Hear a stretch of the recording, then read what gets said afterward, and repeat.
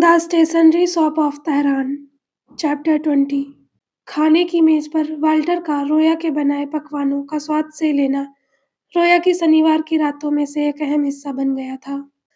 जब जारी को उनकी इस रस्म के बारे में पता चला तो उसने अपने होठों पर हाथ मारते हुए कहा, आह कितना प्यारा, तुम उसके लिए खाना बनाती हो और वो उसे चट कर जाता है। कुछ ऐसा ही, रोया ने धीरे से कहा। टिनटिन जैसे दिखने वाले उस शख्स ने, जो कैलिफोर्निया के उस कैफे में इठलाते हुए आया था, जिसने उससे कहा था, क्या यह योजना ठीक लग रही है? और जिसकी लॉबस्टर वाली गर्मियों और स्लेजिंग वाली सर्दियों की यादें सिनेमा मेट्रोपोल में दिखाई जाने वाली किसी अमेरिकी फिल्म से निकली हुई लग रही थी, ने उसे सुकून दिया। उसका प्रेम प्रसंग तो होना ही नहीं था। यह सद्भावना की भावना पर आधारित था, सुरक्षा की भावना पर केंद्रित था। यह तो बस श्रीमती किस्पाग की रसोई में खाना पकाने का एक सबक होना था। उसे उसके शांत स्वभाव के लिए संशय से तरसने की जरूरत नहीं थी। पहले खाना पकाने के सबक के लगभग 1 साल बाद, एक शनिवार की रात, जब उसने कुरकुरे, तहदिल चावल और घुरमे सब्जी के साथ रोया का हाथ मांगा, तो रोया को फिर से वही अलगाव महसूस हुआ, मानो वह उस दृश्य से ऊपर तैर रही हो और किसी फिल्म में एक लड़की को देख रही हो। उसे सांस लेने में कठिनाई हो रही थी। उसने वाल्टर के प्रस्ताव को कुछ पल के लिए हवा में लटका रहने दिया। उसकी सांसों में पिघले हुए मक्खन, केसर और चावल की महक थी। यह सब कुछ, उनका सौम्य प्रेम प्रसंग, एक दूसरे के प्रति बढ़ता स्नेह, न्यू इंग्लैंड में एक नए जीवन का वादा और किसी और के जीवन की कहानी थी। कोई ऐसा व्यक्ति जो रिश्ते के लिए बेहतर रूप से तैयार था, कोई ऐसा व्यक्ति जो कम टूटा हुआ और पराया था। उसने किसी की तरह अमेरिकी लोगों के साथ घटित होने वाली घटनाओं की रूपरेखा खोज ली थी। क्या तुम रोया जून?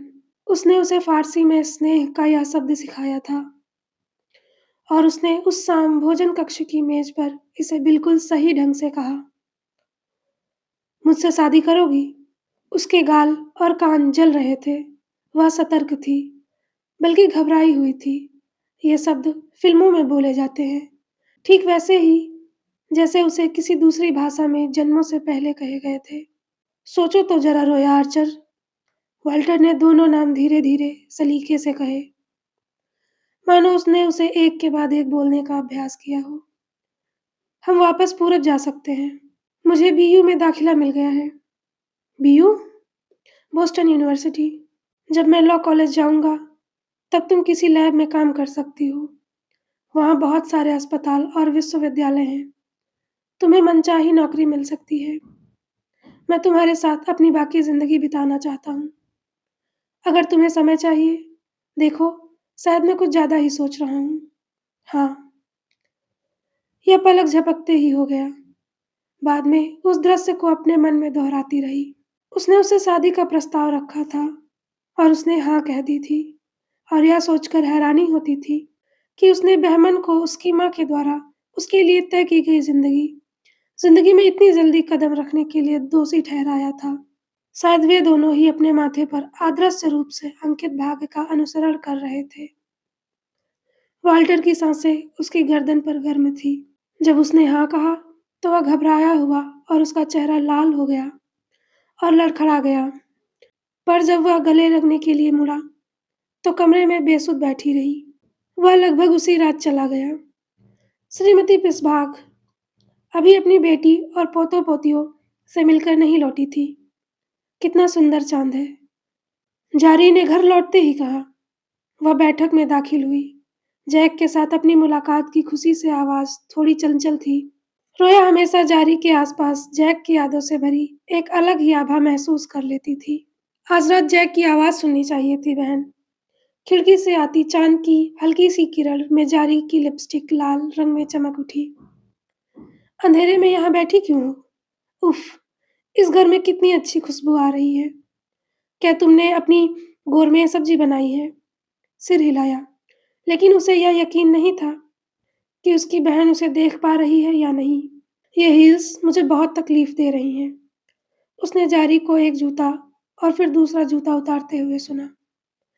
क्या तुम्हें पता है, जैक ने एक कविता लिखी है जिसकी हर पंक्ति पी से शुरू होती है, सिवाय आखिरी और तीसरी पंक्ति के, जो जेड से शुरू होती है। है ना कमाल की बात? तेज दिमाग वाला। वाल्टर के साथ तुम्हारी रात कैसी गुजरी? क्या तुमने उसे घोर में सब्जी बनाना सिखाया? मैं उससे शादी कर रही हूँ।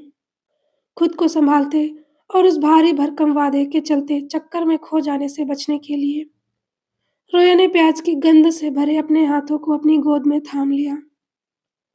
उसे वाल्टर की मंगेतर की भूमिका अचानक मिल गई थी, मानो वह हॉलीवुड के किसी स्टूडियो में घूम रही हो।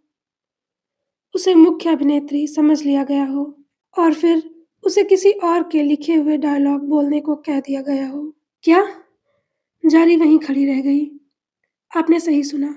कब? रोया ने कंधे उचकाए। जारी मोजे पहने हुए उछलती कूदती उसके पास गई। जब वह गले लगने के लिए आगे बढ़ी तो उससे जैक के इत्र की खुशबू आ रही थी। जाहिर है उसकी बहन को सारी बातें जाननी थी। जारी चाहती थी कि वो दोनों रात भर बातें करें और शाम के हर पल पर चर्चा करें। वाल्टर ने कैसे प्रपोज किया, उसने क्या कहा, एक एक शब्द का विश्लेषण करे। लेकिन उसे बताने के लिए क्या था? उसने पूछा था और रोया ने हाँ कह दी थी। बस इतनी सी बात थी। शुभ रात्रि जारी। रोया ने अपनी बहन की पीठ पर झिझकते हुए थपथपाया। वह जारी की इतनी भावुकता के लिए तैयार नहीं थी। वह बहुत थकी हुई महसूस कर रही थी। अरे वाह बहन, शादी हो गई। यकीन नहीं हो रहा। हमें मम्मा और बाबा को बताना होगा। क्या तुमने उनसे बात की? क्या तुमने उनकी इजाज़त ली? क्या तुम शादी ईरान में करोगी वापस जाकर? वे यहाँ कैसे आएंगे? हम क्या करेंगे? शादी कब होगी? मैं तुम्हारी मदद कर सकती हूँ। क्या तुम यहीं कैलिफोर्निया में शादी करना चाहती हो? क्या तुम ग्रेजुएशन के बाद उसके साथ बॉस्टन चली जाओगी? बहन, तुम्हारे बिना मैं क्या करूँगी? हम जिंदगी में पहली बार अलग होंगे।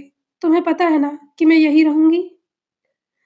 श्रीमती किस्पांगली ने कहा कि मैं ग्रेजुएशन के बाद भी यहाँ रह सकती हूँ।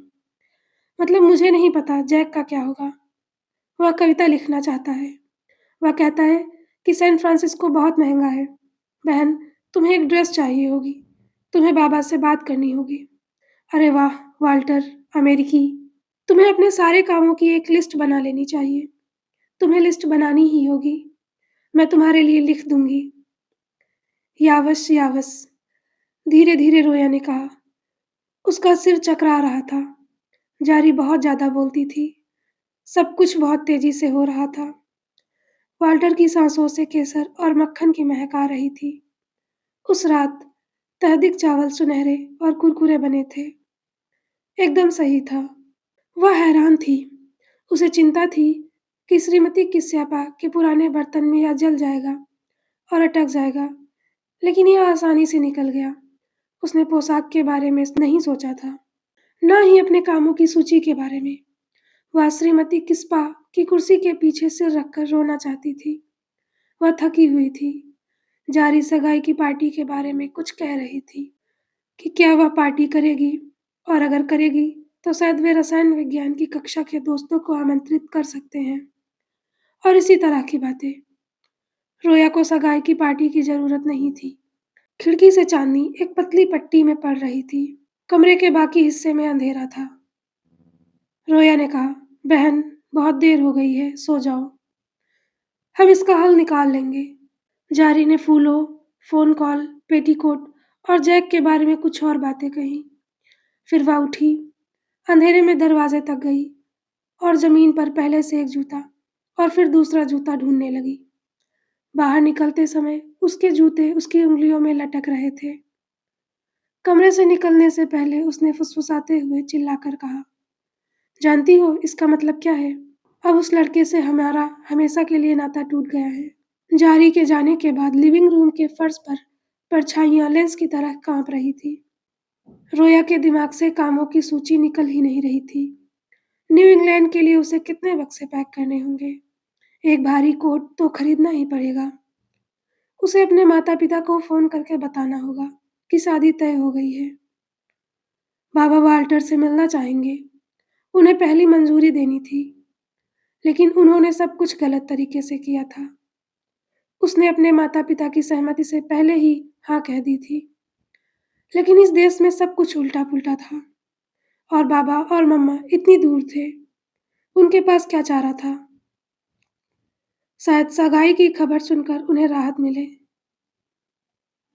बेशक उन्हें चिंता थी कि बहमन से अलग होने के बाद वह कभी शादी नहीं करेगी।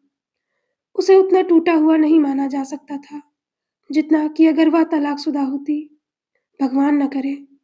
लेकिन फिर भी उन्होंने शादी को हमेशा के लिए नामुमकिन मान लिया था। कम से कम उसके साथ तो ऐसा हुआ ही था। उसकी सगाई टूटी थी और यह सब उसके सामने एक बड़ा विवाद बन गया था। उसके सामाजिक दायरे में इस बारे में काफ़ी समय तक चर्चा होती रही, लेकिन वाल्टर अमेरिकी था। वह यहीं, इसी देश में रहता था। यहाँ का माहौल अलग था। यहाँ सब पहले से तय था। माथे पर लिखी किस्मत। जारी सही कह रही थी। उसे एक ड्रेस की ज़रूरत पड़ेगी ही। उसने इस चीज़ को अपनी टू डू लिस्ट में जोड़ लिया। प्यारे वॉल्टर, वह बहुत दयालु थे, है ना? वह उसे कभी धोखा नहीं देंगे। रोया को उनकी माँ पसंद थी। जब वह होम कमिंग वीकेंड पर उनसे मिली थी, तो वह शांत स्वभाव की थी, लेकिन विनम्र थी। वह उससे बार-बार कह रही थी कि वाल्टर के पिता को वहाँ आकर कितना अच्छा लगता। उनकी बहन पैट्रिसिया थोड़ी रूखी थी, लेकिन वाल्टर ने बस कंधे उचकाए और उनके व्यवहार का कारण बताते हुए कहा, न्यू इंग्लैंड। रोया ने अपना ध्यान केवल वाल्टर और अपनी टू डू लिस्ट पर केंद्रित करने की कोशिश की, लेकिन उसके गले में अटकी हुई गांठ दूर नहीं हो रही थी। हमने उस लड़के से हमेशा के लिए नाता तोड़ लिया है। हम वॉल्टर की लॉबस्टर रोल वाली जिंदगी को 100 गुना ज्यादा खुशी से स्वीकार कर लेंगे। हमने उस लड़के से हमेशा के लिए नाता तोड़ लिया है। रोया ने अपने प्याज जैसे हाथों से श्रीमती किस्पाक की कुर्सी को कसकर पकड़ लिया और गले में अटकी गांठ के गायब होने और निगलने का इंतजार करने लगी। समय के साथ, समय के साथ यह चली जाएगी। केप कॉड के होटल में रेलिंग और मेजों पर मलाई रंग के गुलाब सजे हुए थे। ग्रीष्म ऋतु का मध्य था और न्यू इंग्लैंड का आकाश बेहद नीला था। रोया लगभग बेहोश सी होकर गलियारे से गुजरी। जारी ने सैन फ्रांसिस्को की एक दुकान में उसके लिए यह पोशाक ढूंढने में मदद की थी। यह लंबी पोशाक थी, जिसमें एक बड़ा सा फूला हुआ स्कर्ट था, जिसे पहनकर वह गुड़िया जैसी महसूस कर रही थी। चोली लेस की बनी थी और स्कर्ट मलाईदार साटन की। मामा और बाबा अमेरिका आ गए थे। उनकी बाहों में उसने एक शांत सरड़ ली थी। हवाई अड्डे पर उनकी बाहों में समा जाना। इतने समय से वह उन्हें जितना स्वीकार कर सकती थी, उससे कहीं अधिक याद कर रही थी। ईरान से आए उनके पत्र, हवाई डाक के कागज पर लिखे उनके पत्र, दूर फोन पर उनकी चीखें, जिनमें उनसे वादा करवाया जाता था कि वह और जारी एक दूसरे का ख्याल रखेंगी। अपने माता-पिता को बाहों में थामने और ममन की नींबू जैसी खुशबू को महसूस करने की कोई जगह, कोई चीज़ नहीं ले सकती। बाबा के लगभग सारे बाल झड़ चुके थे और अब वे बहुत छोटे और झुके हुए दिखते थे। ममन अभी भी सीधी खड़ी होती थी, लेकिन उनके बाल रोया की याद से कहीं ज़्यादा सफ़ेद हो चुके थे। उस बड़े अमेरिकी होटल के अंदर उनके माता-पिता छोटे और महत्वहीन से लग रहे थे।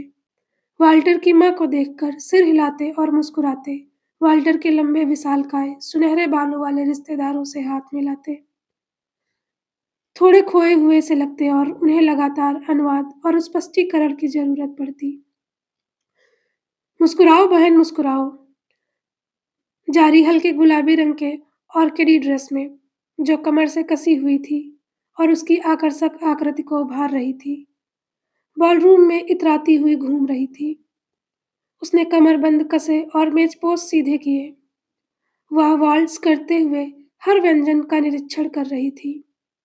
पूरी रात वह रोया को डांस फ्लोर पर खींचती रही और यह सुनिश्चित करती रही कि वाल्टर की टाई कभी टेढ़ी न हो। तुम बहुत प्यारे दिख रहे हो प्यारे, वाल्टर की माँ एलिस ने कहा। अरे वाह, तुम कितने सुंदर हो। ओह वाल्टर, काश तुम्हारे पिता अभी भी जीवित होते। समारोह के दौरान रोया ने उम्मीद के मुताबिक वाल्टर को चूमा और तालियां बजा रही भीड़ की ओर इशारे से हाथ हिलाया। जब उनसे पूछा गया कि क्या वह अपने जीवन की सबसे खुश इंसान है, तो रोया ने सिर हिलाकर हाँ कहा और बिल्कुल स्थिर रहते हुए तस्वीरें खिंचवाई। रोया और वाल्टर के विश्वविद्यालय से स्नातक होने के बाद रोया ने मिल्स कॉलेज से और वाल्टर ने यूसी बर्कले से। रोया को ईरान वापस जाना था। कई साल पहले फेटा चीज और खट्टी चेरी जैम के साथ बर्बरी ब्रेड के नाश्ते के दौरान बाबा ने कहा था कि वह अगली माँ बनेगी, लेकिन शायद अब वह एक महिला वैज्ञानिक हो सकती है। एक ऐसी महिला जिसने बीकरों को प्रकाश में रखकर समस्याओं को हल किया और लगातार ऐसी खोजें की जिनसे इंग्लैंड के ज्ञात के दायरे में बोस्टन के बाहरी इलाकों में बदलाव आया। रोया और वाल्टर ने गहरे हरे रंग के शटर वाला एक छोटा सा सफेद औपनिवेशिक घर खरीदा। वाल्टर अभी लॉ स्कूल में था, लेकिन उनकी माँ ने बड़ी सहजता से घर के डाउन पेमेंट में मदद की। वाल्टर बोस्टन में विश्वविद्यालय में रोजाना आते जाते थे और सप्ताहांत में रोया को उनके नए शहर की सैर कराते थे। उनका घर उस हरे भरे मैदान से 1 मील दूर था जहां अमेरिकी क्रांति शुरू हुई थी, जहां 19 अप्रैल 1775 की सुबह मिनटमैन शहीद हो गए थे, जहां ब्रिटिश रेड कोट सैनिक ने बहादुर औपनिवेशक सैनिकों को उकसाया और उन्हें विद्रोह करने पर मजबूर किया। वाल्टर ने यह सब बड़े गर्व से बताया। वह रोया को उस जगह ले गए जहां से दुनिया भर में सुनी गई गोली की आवाज आती थी और मृतकों की याद में बने पत्थरों के स्मारकों की ओर इशारा किया। रोया उस निर्मल हरी घास पर खड़ी सोच रही थी कि क्या कभी 1953 की उस गर्म अगस्त की सुबह तेहरान के चौक में गोली से मारे गए लोगों के लिए कोई स्मारक बनेगा। शायद नहीं। उसी हरे भरे मैदान पर जहां से उसके एक देश की शुरुआत हुई थी, रोया ने पिकनिक की चादर बिछाई और अपने नए पति के साथ लॉबस्टर रोल खाए और जिंजर बियर पी। जिंजर बियर का तीखापन उसके गले में जलन पैदा कर रहा था। वह पानी पीना पसंद करती, लेकिन वाल्टर ने उससे कहा कि उसकी प्यारी लड़की को इसका स्वाद पसंद आने लगेगा। उसने हाँ में सिर हिलाया। बेशक शादी के बाद उसके माता पिता ईरान वापस चले गए थे। रोया अपनी माँ से बात नहीं कर सकती थी और उनसे यह नहीं पूछ सकती थी कि वह जो लोबिया पोलो बना रही हैं उनमें कितना टमाटर डाले। वह दौड़कर अपनी माँ को बाजार ले जाने कहीं नहीं जा सकती थी। वह अपने पिता के लिए अखबार की सुर्खियां नहीं पढ़ सकती थी या उनके साथ बैठकर उस मूर्ख ल्यूसिस बॉल की हरकतों पर हंस नहीं सकती थी जो चॉकलेट से अपना मुंह भरती रहती थी। वह चाहती थी कि उसके माता पिता वह टेलीविजन सेट देखें जो वाल्टर ने खरीदा था। वह यह सब कर पाना चाहती थी। गली से चलकर मनन के घर आओ और मनन के गाल छूकर कहो, जूते पहन लो, चलो सैर पर चलते हैं। जब जारी और जैक की शादी हुई तो मामा और बाबा शादी में आए तक नहीं। जारी ने 3 हफ्तों में ही शादी की योजना बना ली थी और मेहमानों को पर्याप्त सूचना नहीं दी थी। इसके अलावा रोया की शादी के लिए मामा और बाबा का सफर बहुत महंगा पड़ा था। वे इतनी जल्दी दोबारा आने का खर्च नहीं उठा सकते थे। बर्कले कैंपस के रेडवुड पेड़ों के नीचे जैक ने जिद की कि वे नशे की हालत में लिखी गई अपनी कविताएं एक दूसरे को सुनाएं। रोया वहां पहुंची और यह सब देखा। उसने अपनी बहन को गले लगाया और उम्मीद की कि वह और जैक भूखे न मरे। क्या वह सचमुच सिर्फ एक कवि बनकर रह जाएगा? यह कोई भरोसेमंद बात नहीं है। तुम्हारी आवाज कितनी कठोर लग रही है, जारी ने कहा। फिर उसने फुसफुसाते हुए चिल्लाकर कहा, चिंता मत करो बहन, मैंने जैक को विज्ञापन जगत से परिचित कराने का फैसला कर लिया है। मुझे लगता है कि उसे यह बहुत पसंद आएगा। वो बहुत रचनात्मक है। वो कविताएं, वे उत्पाद के विज्ञापन से संबंधित कविताएं हो सकती हैं। अगर तुम ऐसा कहती हो। रोया भी चिंतित थी। दोनों बहनों ने अपने वैवाहिक जीवन की शुरुआत अलग अलग तटों पर की और एक दूसरे से संपर्क बनाए रखने के लिए पत्र लिखती थी और कभी कभी फोन पर बातें करती थी। रोया पूर्वोत्तर में अपनी जिंदगी में पूरी तरह से रम गई। जारी जैक के साथ कैलिफोर्निया में भटकती रही। पहले तो उसके दोस्तों के साथ इधर उधर डेरा डालती रही, फिर एक चिट्ठी में खबर आई, जैक ने अपने बाल कटवाने के लिए हामी भर दी है। उसने एक विज्ञापन कंपनी में नौकरी के लिए आवेदन करने का मन बना लिया है। उसे बिल्कुल शुरुआत से शुरू करना होगा, लेकिन उसके जैसा रचनात्मक, प्रतिभावान व्यक्ति लंबे समय तक निचले स्तर पर नहीं रहेगा, है ना? सभी लोग रोया के पेट के फूलने का, बच्चे के जन्म लेने का इंतजार कर रहे थे। वाल्टर की माँ एलिस रोया की कमर को आशा भरी मुस्कान के साथ देख रही थी, मानो चाहती हो कि वह जीवन से भर उठे। उन्हें निराश करना बहुत मुश्किल था। एक रात वाल्टर की बहन बोस्टन शहर में अपने अपार्टमेंट में मिलने आई। रोया ने मीट लोफ और उबली हुई गाजर परोसी। पेट्रोसिया ने अपनी प्लेट में खाना इधर-उधर किया और आह भरी। रोया को बाद में प्लेट से सारा खाना खुरच-कर कूड़ेदान में फेंकना पड़ा, जिससे वह चिढ़ गई थी। कितना बेकार! पेट्रोसिया को अपना खाना पसंद नहीं आया था, जो ठीक था, लेकिन रोया को ज़्यादा दुःख इस बात का हुआ कि वाल्टर की बड़ी बहन भी उसे पसंद नहीं करती थी। और हमारे प्यारे जोड़े, वाल्टर और रोया की दुनिया में क्या नया है? पेट्रोसिया ने अपनी प्लेट में रखे मीट लोफ को सूंघने के बाद रात के खाने पर संकोच से पूछा। वाल्टर इन दिनों खूब पढ़ाई कर रहा है और रात में भी, रोया ने कहा। अच्छा, लॉ स्कूल में उसे ऐसा करना ही पड़ेगा। यह पूरी तरह से समझ में आता है ना? इसे व्यक्तिगत रूप से मत लो रोया। उसे कड़ी मेहनत से पढ़ाई करनी होगी। यहाँ ऐसा करना ही होता है। नहीं, मेरा मतलब यह है कि रोया ने कहना शुरू किया। वाल्टर, क्या तुम्हें पर्याप्त आराम मिल रहा है? क्या तुम्हें पर्याप्त खाना मिल रहा है? पेट्रोसिया ने उसकी बात को काटते हुए कहा, अगर तुम चाहो तो मैं तुम्हारे लिए भुना हुआ मांस ला सकती हूँ। बाकी बस थोड़ा सा आराम मिल जाए तो अच्छा रहेगा। ओह, रोया मुझे वो सब कुछ दे रही है जिसकी मुझे ज़रूरत है। मैं पूरी तरह से तैयार हूँ। फिर भी धन्यवाद पेट्रोसिया। अच्छा, पेट्रोसिया ने हल्की सी मुस्कान के साथ कहा, माफ़ कीजिए। वे चुपचाप बैठे खाना खाते रहे। कुछ मिनट बाद पेट्रोसिया ने अपना कांटा उठाया और फिर कहा, तो क्या हुआ? वाल्टर ने थके हुए स्वर में उत्तर दिया, ओह, क्या मुझे आप दोनों को मिलकर सब कुछ विस्तार से समझाना पड़ेगा? तो क्या मैं ही जल्दी किसी बच्चे के कंबल पर नाम से पहले अक्षर सिलने वाली हूँ? रोया का सिर ढीला पड़ गया। देखो पेट्रोसिया, तुम्हें यह समझना होगा कि रोया एक आधुनिक महिला है। वाल्टर ने अपने जिन और टॉनिक का एक घूंट लिया। रोया काम करना चाहती है, उसने कहा, जैसे वह एक वैज्ञानिक है और वह बहुत योग्य है। आप यह जानते ही हैं, जब से हम वापस पूर्वी हिस्से में आए हैं, तब से वह नौकरी के लिए आवेदन कर रही है और नौकरी की तलाश में है। पेट्रोसिया का कांटा हवा में लटका रहा। फिर उसने उसे नीचे रखा और बोली, वाल्टर, मुझ पर एहसान मत जताओ, जैसे कि मैं काम ही नहीं करती। लेकिन अगर शादीशुदा हो तो बच्चे होना स्वाभाविक है, बस इतना ही। पेट्रोसिया ने कभी शादी नहीं की थी। वाल्टर से 5 साल बड़ी। वह वित्तीय जिले में एक बैंक में काम करती थी। वह संख्याओं में माहिर मानी जाती थी और उसे सौंपे गए शिवचीय काम से वह लगातार नाराज होती जा रही थी। क्या मैं आपके लिए एक ड्रिंक लाऊं, पेट्रोसिया? उसने पूछा। पेट्रोसिया ने गुस्से से घूरकर धीमी आवाज में कुछ अस्पष्ट सा कहा। वाल्टर ने इसे हाँ समझकर रसोई की ओर चला गया। मैं बस 1-2 साल काम करना चाहती हूँ, रोया ने अपनी भाभी के साथ अकेले में दबे स्वर में कहा। पेट्रोसिया की बातों ने उसे बेचैन कर दिया था।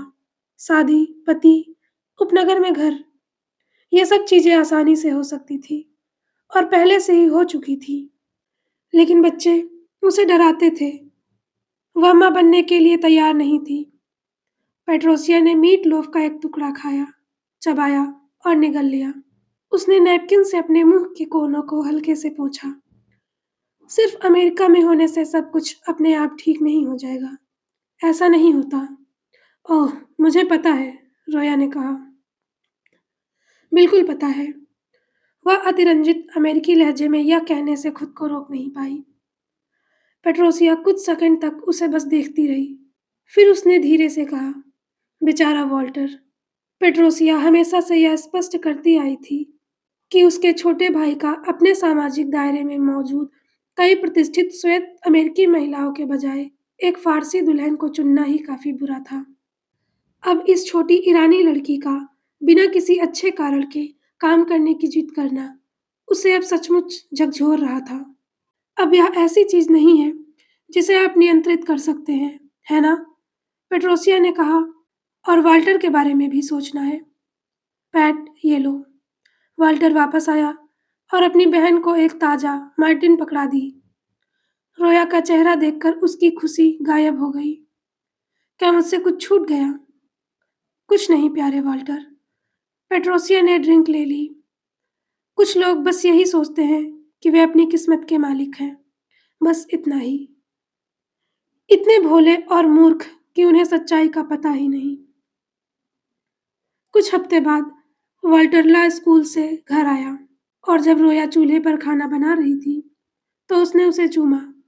जानती हो, मेरी एक सहपाठी की बहन बिजनेस स्कूल में काम करती है। वह बच्चा पैदा करने के लिए नौकरी छोड़ रही है। उसके लिए अच्छा है, रोया ने कहा। पेट्रोसिया के साथ डिनर के दौरान हुई अप्रिय बातचीत के बाद उसने अकेले में वाल्टर से कहा था कि वह अभी बच्चों के लिए तैयार नहीं है। वाल्टर ने कहा, वह जानता है, कोई जल्दी नहीं है। मेरी बहन को तुम पर हावी मत होने दो। वाल्टर अब किसी बच्चे की परवरिश क्यों कर रहा था? अच्छा, इस व्यक्ति का कहना है कि उसकी बहन का पद खाली होने वाला है। देखो, मुझे पता है कि यह बिजनेस स्कूल में है और तुम यह नहीं चाहती हो, लेकिन यह एक नौकरी है, रोया। और हाँ, तुम दूसरे से पहले आवेदन कर देना चाहोगी। जल्द ही यह अधिकाधिक तौर पर खुल जाएगा और ढेरों आवेदन आएंगे। मैं सचिव नहीं बनना चाहती। उसने पेट्रोसिया के बारे में सोचा, जो पेंसिल स्कर्ट और टाइट स्वेटर पहने बैंक में पुरुषों के लिए टाइपिंग करती थी और अपनी अधूरी महत्वाकांक्षाओं से उबल रही थी। मुझे पता है कि यह प्रयोगशाला में काम करना नहीं है, लेकिन रोया, यह एक अच्छी नौकरी है। प्रयोगशाला में नौकरी पाना रोया की उम्मीद से कहीं ज्यादा मुश्किल साबित हुआ। महिलाओं के लिए पद बहुत कम थे। वह ऐसा नहीं चाहती थी, लेकिन साक्षात्कारता एक प्रयोगशाला ने उसे बोतल धोने वाली की नौकरी की पेशकश की। रोया ने अपने लगभग उत्तम अंकों और रसायन विज्ञान में स्नातक की डिग्री के प्रमाण पत्र दिखाए। यह लगभग 1960 का समय था, लेकिन ऐसा लगता था कि वह जहां भी जाती, पुरुष ही उसे प्राथमिकता देते थे। आवेदकों को प्राथमिकता मिली। वह हमेशा के लिए एक विदेशी रही और उन गिनी-चुनी महिलाओं में से थी जो काम करना चाहती थी। बोस्टन के बाहरी इलाकों में रहने वाली अधिकांश महिलाएं, सहेलियां, घर पर ही रहकर अपने पतियों के लिए घर का काम करने में खुश थीं। वाह, बधाई हो! पेट्रोसिया ने रोया को बिजनेस स्कूल में सेक्रेटरी की नौकरी मिलने की खबर सुनकर कहा, अब बेचारे वॉल्टर के लिए खाना कौन बनाएगा और उसकी देखभाल कौन करेगा? मैं हमेशा की तरह उनके लिए खाना बनाती रहूंगी, पेट्रोसिया। आप चिंता ना करें। उसने अजमोद, हरा धनिया, पालक और पुदीना काटा। उसने सबसे गाढ़ा और सूप बनाया और उसने और वाल्टर ने जश्न मनाते हुए अपने ग्लास उठाए। पेट्रोसिया की असहमति और एलिस के उदास चेहरे के बावजूद वाल्टर अपनी बहन और माँ के सामने अडिग रहा और बच्चों के लिए कोशिश करने से पहले इंतजार करने की रोया की इच्छा का सम्मान किया। अगले 1 साल में वाल्टर समय-समय पर रोया से धीरे-धीरे पूछता रहा कि क्या उसने अपना मन बदल लिया है। रोया उसे यह बताना नहीं चाहती थी कि वह एक और जीवन को जन्म देने के लिए और उससे भावनात्मक रूप से जुड़ने से डरती है। उसके मन से यह भयावह सवाल नहीं निकल रहा था, अगर बच्चे को कुछ हो गया तो क्या होगा? श्रीमती अस्लान की सदियों पुरानी अजीबोगरीब बात कभी-कभी सबसे अजीब क्षणों में उसके दिमाग में लौट आती थी। उन्होंने कहा था, बच्चे मर जाते हैं, पागल पत्नी कौन सोचती होगी? पेट्रोसिया सही थी।